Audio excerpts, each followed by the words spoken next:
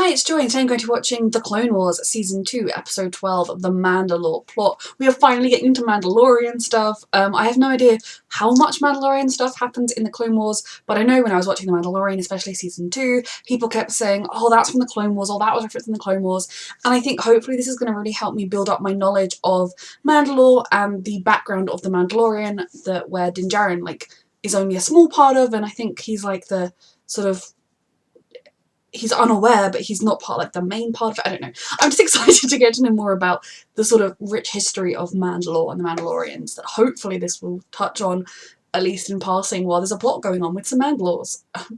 I'm just babbling now, but I'm very excited. A reminder that you can find the unedited version of this reaction on my Patreon, along with all of my reactions, and you get that 2 weeks in advance, and you can have the edited version 1 week in advance. And let's go! Ooh, we're going to Mandalore. Ooh, very interesting. You know how much I'm a sucker for exploring new worlds and cultures and planets. General Kenobi. I'm aware of the Duchess's views. Master Kenobi, Mandalore's violent past is behind us. I want to know more about the past. Master Kenobi, my shining Jedi Knight, to the rescue once again. They have history then.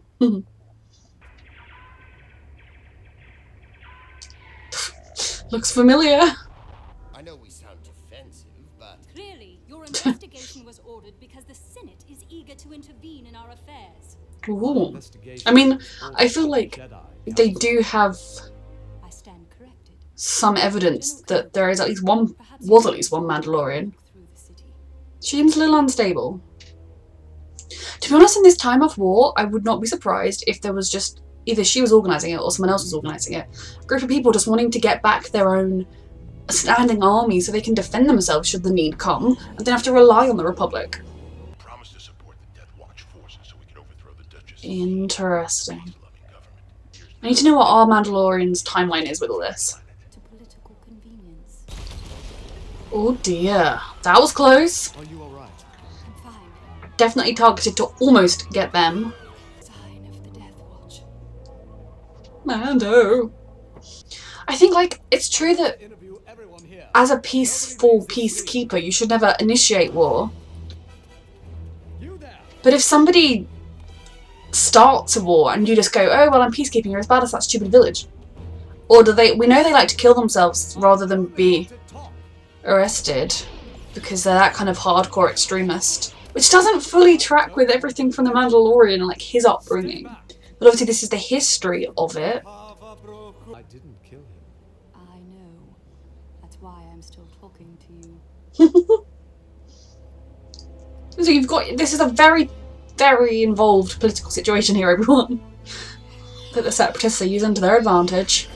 So when we met Bo-Katan and people, she was wearing Mandalorian armor. I know she took the helmet off. She didn't have the never take your helmet off vibe. But then that guy didn't have his helmet on. I thought, please keep Governor Vissla occupied at dinner. Where are you going? Please try not to cause problems where none yet exist. Think of me as searching for solutions. He said he needed to meditate. Very Jedi. Well, killing a Jedi would be one way to get the Republic and the Senate to send their troops. We're a bit outnumbered. Ow! Who stands to gain from these lies? The Death Watch. Death Watch, of course. Him. Someone very powerful is working toward your downfall. Don't drink that. Oh, wonderful. Commander wants us to sweep the area and check for any other Jedi until he arrives. This one's harmless. The commander's the governor, right? With pleasure. Oh, wonderful. Oh my god, that's horrific. A disturbance at the entrance. Let's check it out. Does it take both of you to check it out? I'm trying! Oh, wonderful timing. Look out! Oh wow, well, they've got exactly what they want if they get her. When the power comes off, he's going to be able to... Oh, well done, Satine. They were suddenly very easy to take down.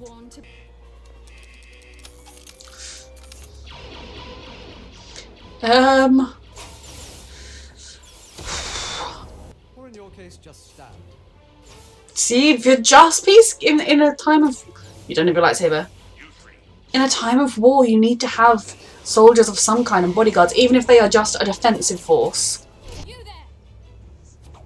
there! He was very steady to turn his attention to her. Failure. Lovely. Governor. I thought the Death Watch didn't take their helmets off. Ancestors warriors against the Jedi.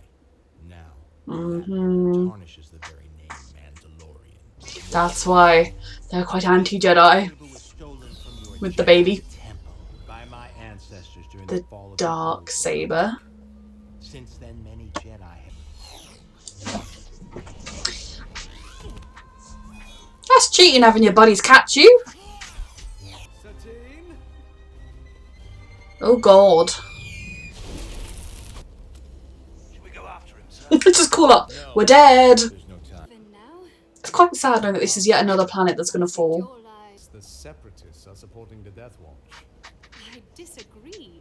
I told you I wanted to stay out of this conflict. Well, it's still obvious. The current situation.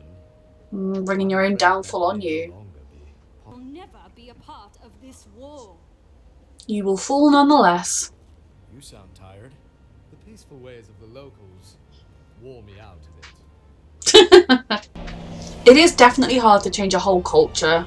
Okay, so I love that episode. I'm so excited to discover more about Mandalore and the Mandalorian way. And so, I'm pretty sure, as it's quite obvious in this episode, just sort of talking it out for my own benefit and as part of my review, Mandalore grew into prominence as a warrior nation against the Jedi, and then as time went on, the Mandalorians decided that that was just a wasteful way of life. They didn't want to be warriors anymore, and they became peaceful, and the Jedi were also peaceful. I don't know whether the Jedi maybe used to be more warrior-based and before their mission was peace or whatever, but now they're kind of, you know, Mandalore prides itself on being peaceful despite its violent past.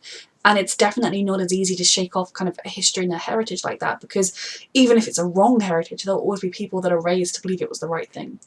And the Death Watch are extremists who mostly don't like taking their helmets off, but if they need to, they will also take them.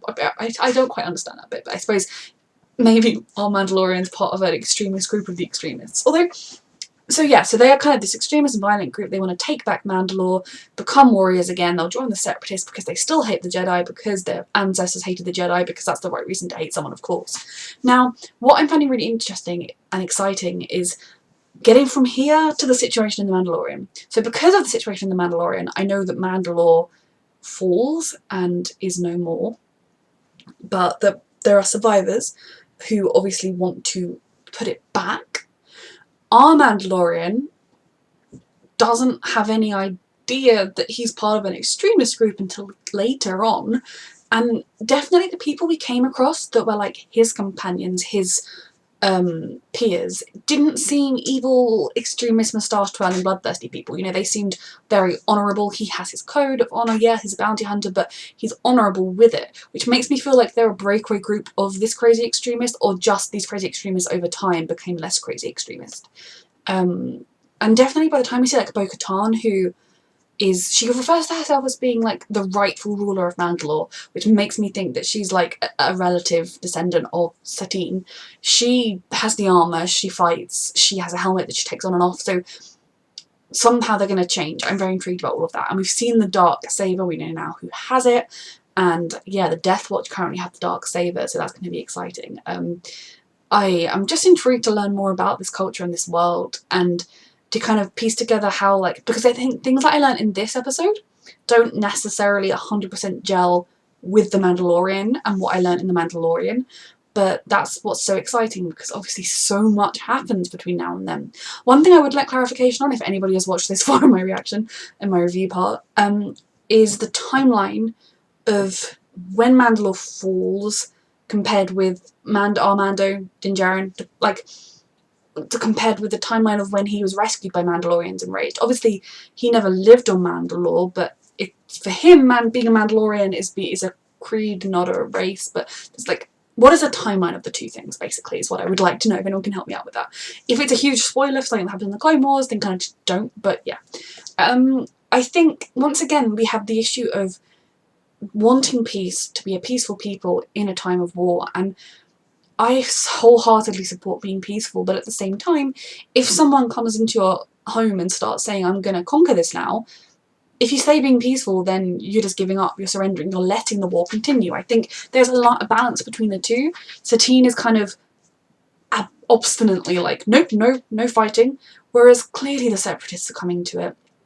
And if they're not, the Death Watch natural allies are the Separatists, because the Jedi are with the Republic and they hate the Jedi.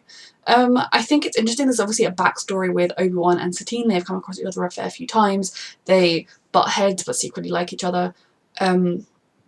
And just seeing more of Mandalore, I wasn't expecting it necessarily to look like that, kind of architecture-wise, so that was exciting.